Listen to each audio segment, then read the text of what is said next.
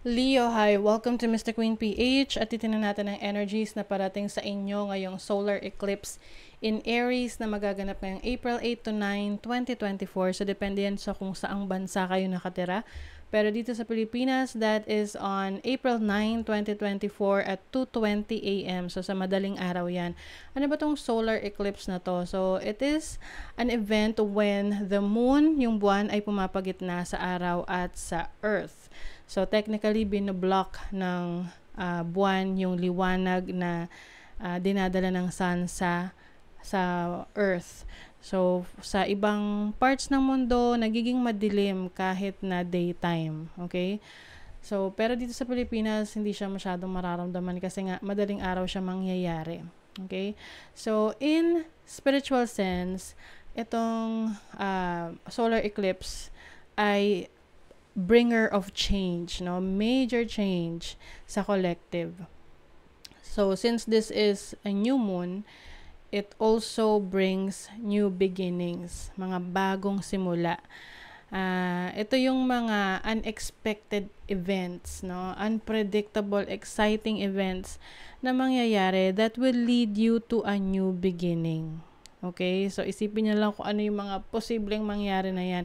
Depende yan in what area of your life maapektuhan yan. Kaya nga importante na panoorin nyo to sa perspective ng inyong rising sign kasi mas accurate siya. Although, pwede rin naman kayo mag-resonate sa inyong sun sign at moon sign. Pero kung gusto nyo malaman yung inyong rising sign, meron tayong link sa description kung paano malalaman yon. Pag alam nyo na yung rising sign ninyo, so balikan nyo yung zodiac sign na yon, yung rising sign na yon. Yun yung panoorin nyo kasi baka mas mag-resonate sa inyo. Okay? So, for Leo rising, ito ang parating sa inyo ngayong solar eclipse. Itong solar eclipse, mangyayari yan sa inyong 9th house. 9th house of foreign travel, higher learning, higher education, your spirituality. So, maraming pwedeng maganap, no, ngayong solar eclipse sa inyo. Yung iba, may mga travel opportunities, may mga sisimulan kayong mga pwedeng bakasyon or pagpunta sa foreign land, no, ibang bansa. Yung iba naman, may pagkakataon kayong makapag-aral, mas ma-develop nyo pa ang inyong napag-aralan to a higher level. Yung iba, master's degree, doctorate's degree, or just adding new knowledge, no?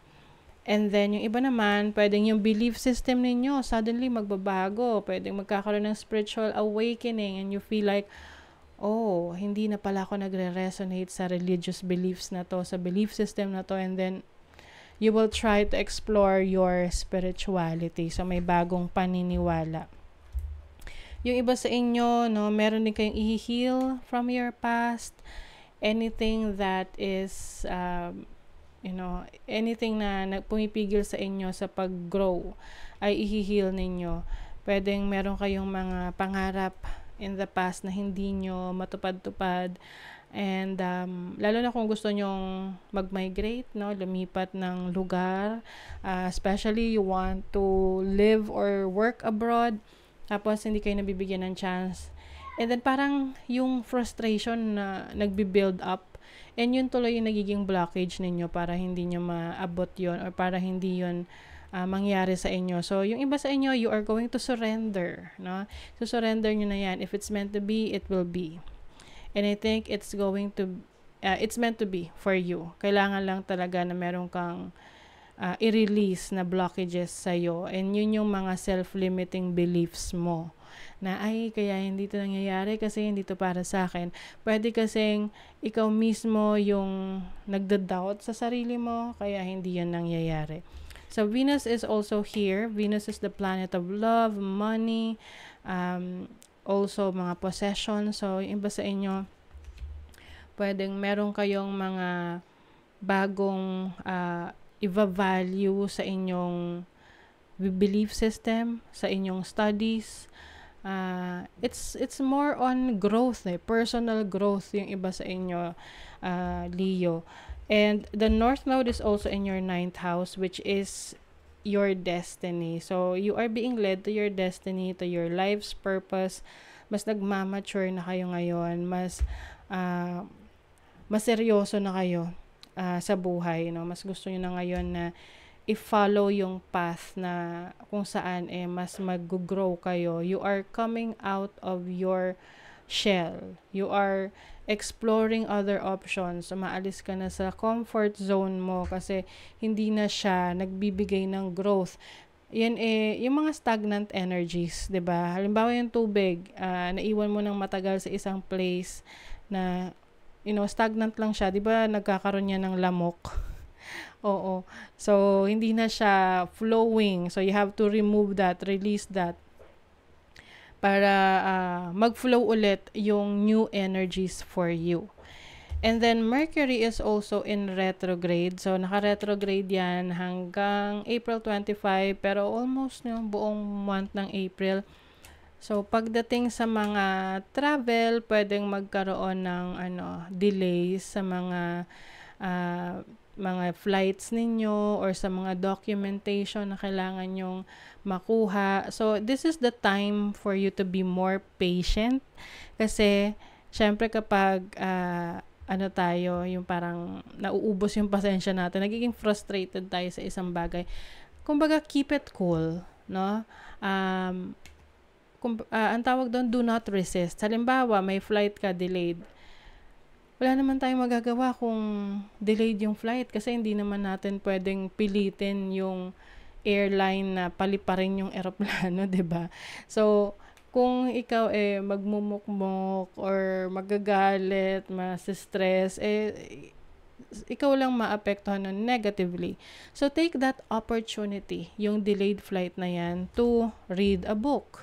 Watch a video na hindi mo napapanood dahil busy ka, or walk around doon sa airport and explore the places na never mo pang na-explore. Alam mo yun, na parang instead na asarin mo yung sarili mo sa mga bagay na hindi mo kontrolado, just go with the flow. Okay? Gamitin mo siya na opportunity na makapag-explore and do other task na malilibang ka, 'di ba?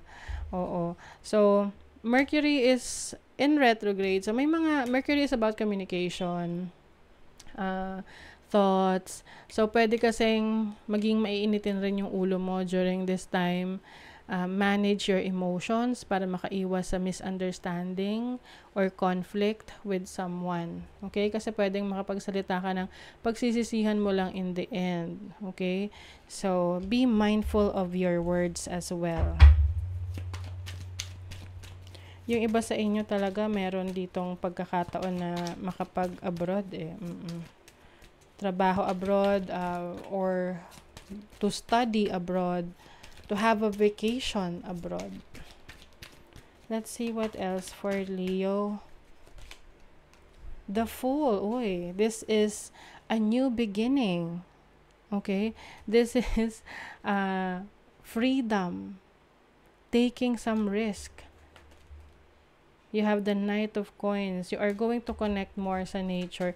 Makakatulong rin sa'yo yung paglabas-labas, no? Pagpunta sa lugar na kung saan mas connected ka sa nature. Kasi yung iba, di ba, pupunta sa mga malls, hindi naman siya talaga nature. Mas maganda yung punta ka sa mga sa bundok or sa place na andun yung natural na mga puno, may grass, wherein you can de-stress and mag-grounding. You have the Seven of Swords.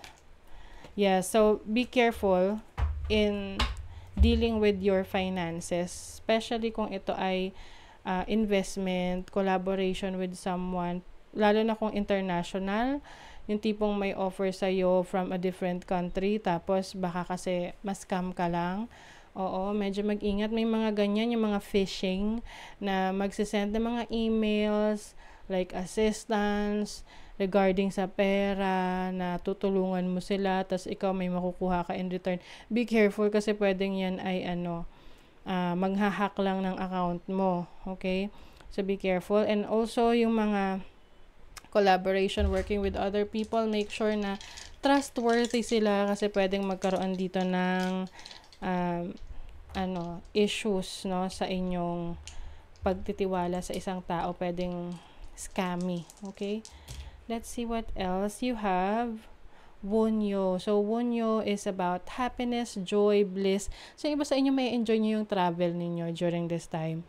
Lalo na if it's for your soul, no? Para sa soul searching. You also have Suwilu, which is about illumination, joy, and light. So, clarity in your situation. You also have Uthila. This is about your ancestors, traditions, properties. So, yung iba sa inyo, maaring meron kayong balita about the properties na pwedeng mamanahin nyo sa inyong ancestors, parents, or pwede rin namang buying of new properties, especially sa ibang lugar, lalo na sa ibang bansa. Okay? So, that is your reading, Leo. Thank you so much. Bye!